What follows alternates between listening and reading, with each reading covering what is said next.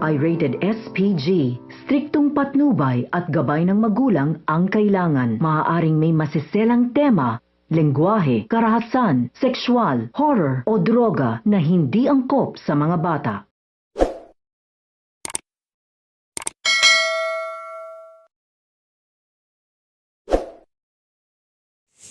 Narito ang makaganapan na ating aabangan mamaya sa Born to Shine.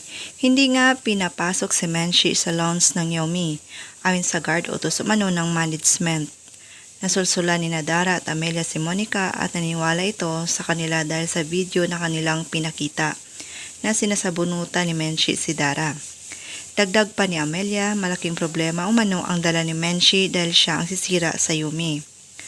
Masamang-masama naman ang loob ni Menchie nang malaman niya na kagagawa ni Dara kung bakit siya naban sa lawns ng Yumi. Lalo lang ito nagalit kay Dara at nag-alala para sa anak na baka mangyari kina Jenny at Megan ang nangyari sa kanila ni Dara. Samantala, naging successful naman ang performance ng future P-pop idol. Proud na proud naman si Nit kay Jenny at niyakap ito. Nakita sila ni Megan at mukhang nagsiselo siya. Kinausap ni Jenny si Miss Monica at tinanong kung bakit bawal papasukin ang kanyang nanay Menchie sa Yumi.